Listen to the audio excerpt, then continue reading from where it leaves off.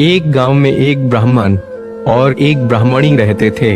ब्राह्मणी एक साधारण गृहिणी थी, लेकिन ब्राह्मण बहुत ही विद्वान थे। रोज सुबह ब्राह्मण गंगा स्नान करके सूर्य को जल देकर भगवान की पूजा पाठ किया करते थे। उन दोनों के बीच बहुत ही प्रेम था। वहां का राजा भी किसी शुभ कार्य को ब्राह्मण की अनुमति के बिना नहीं किया करता था। समय बीता गया, लेकिन ब्राह्मण के घर पुत्र की प्राप्ति नहीं हुई। अब ब्राह्मणी बहुत ही चिंतित रहने लगी।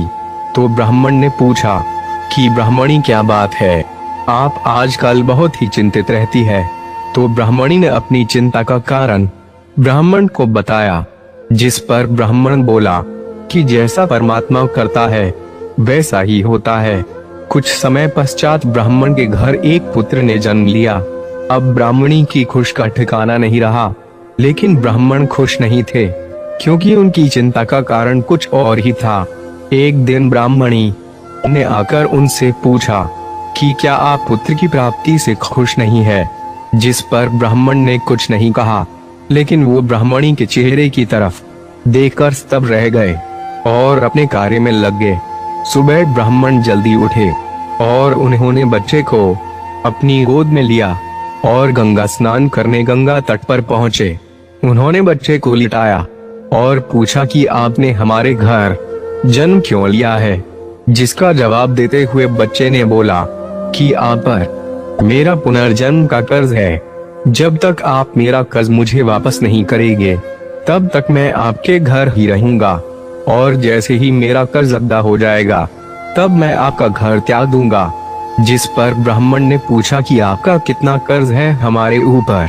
तब बच्चे ने जवाब दिया कि केवल 5,000 रुपए।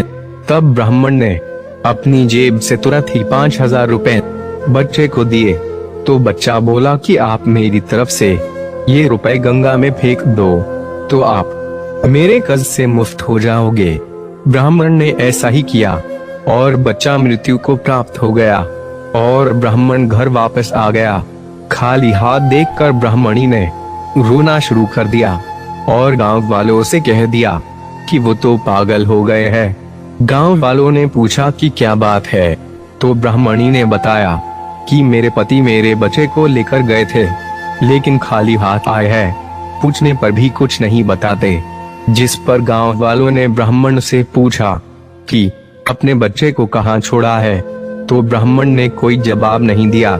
ये देखकर गांव वाले बड़े चकित हुए कि इतना बुद्धिमान ब्राह्मण ऐसा कार्य नहीं करेगा। पर कुछ बात नहीं, 10 से 20 दिन चर्चा में रही और सब भूल गए। पर कुछ दिन बाद ब्राह्मणी ने फिर एक बच्चे को जन्म दिया। ब्राह्मण फिर भी खुश नहीं हुआ। पहले की तरह फिर ब्राह्मण बच्चे को गंगा तट पर ले गया और वही सवाल बच्चे से किया जो पहले बच्चे से किया था। जिस पर बच्चे ने उत्तर दिया कि उस पर 15,000 रुपए का कर्ज है। तब ब्राह्मण ने देर न करते हुए उसे 15,000 रुपए गंगा में फेंक दिए। उसके तुरंत बाद बच्चा मृत्यु को प्राप्त हो गया। ब्राह्मण फिर खाली हाथ घर वापस आया। ब्राह्मण को खाली हाथ देखकर ब्राह्मणी रोने लगी और बोली कि क्या आपको अपने बच्चे प्यारे नहीं है, जो आप उन्हें पता नहीं कहां मारकर फेंक देते हो। जिस पर ब्राह्मण ने बोला कि आप सब्र करो, समय आने पर मैं आपको सब कुछ बता दूंगा। इसी तरह समय बीता गया और फिर एक बार ब्राह्मणी की कोख से एक बच्चे का जन्म हुआ, लेकिन फिर भी पहले की तरह ब्राह्मण खुश नहीं था। फिर सुबह हुई, फिर ब्राह्मण ने बच्चा उठाया और गंगा तट पर पहुंचकर बच्चे से वही सवाल किया। इस बार बच्चे ने जवाब कुछ और दिया। बच्चा बोला कि मुझ पर आपका 1,50,000 रुपए का कर्ज है। उसे चुकाने के लिए मैंने आपके घर जन्म लिया है। पंडित ने बच्चे को उठाया और अपने घर वापस बच्चे को ले आए और ब्राह्मणी से बोले कि ये लो अपने बच्चे को, और इसे कभी भी अपने से अलग मत होने देना। जब तक ये बच्चा आपके पास है आपका है, और जिस दिन आपसे अलग हो जाएगा समझ लेना कि आपका बच्चा आपने खो दिया। ये कहकर ब्राह्मण कहीं दूर तपस्या करने किसी जंगल में चले गए। अब धीरे धीरे बच्चा बड़ा होने लगा। स्कूल भी जाने लगा। ब्राह्मण दोबारा कही हुई बात को भूल गई। अब बच्चा 8 साल का हो गया।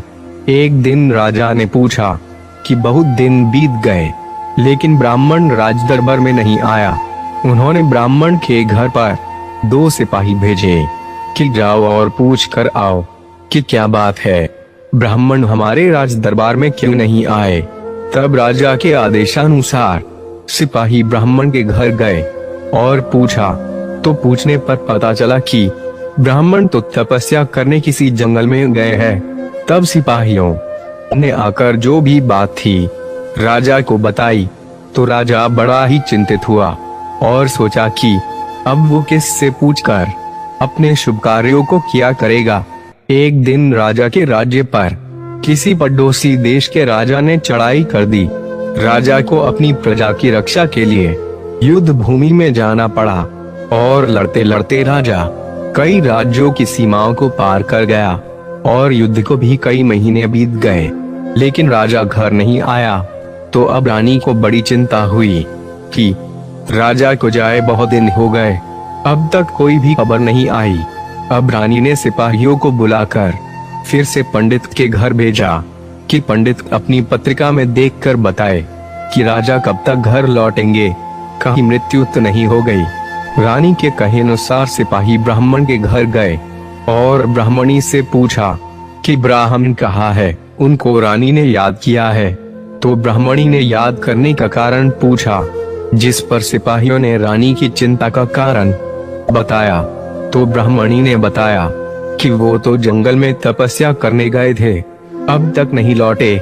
लेकिन ब्राह्मणी का बेटा उनकी सारी बातें सुन रहा था। उसने बोला कि पिता नहीं है तो क्या हुआ, रानी को जो चिंता है उसे मैं भी बता सकता हूँ। तब सिपाहियों ने बच्चे को अपने साथ ले जाने का आग्रह ब्राह्मणी से किया। तब ब्राह्मणी ने बोला कि ले तो जा रहे हो, लेकिन मेरा बच्चा सकुशल मेरे घर पर छोड़ के जाना। सिपाही अपने साथ बच्चे को रानी के पास ले गए और सारी बात बताई। रानी ने बच्चे से पूछा कि सच में आप मेरी चिंता का कारण जानते हैं, तो बताओ कि क्या मेरे पति युद्ध भूमि से वापस आएंगे कि नहीं। इस पर बच्चे ने उत्तर दिया कि आपके पति जीवित हैं और आज के 11 दिन बाद सकुशल युद्ध जीतकर वापस आ जाएंगे। रानी ने बोला कि जो तुम कह रहे हो, अगर वो बात सच नहीं हुई तो मैं तुम्हें सूली पर चढ़ा दूंगी। बच्चे ने जवाब दिया, अगर सच हुआ तो आप क्या करोगी। तब रानी ने कहा कि मैं आपको 1,50,000 मुद्राओं से सम्मान करूंगी। दिन बीते 11 दिन बाद राजा उसी दिन आया। बच्चे के बताए हुए समय पर युद्ध जीत कर वापस आ गया।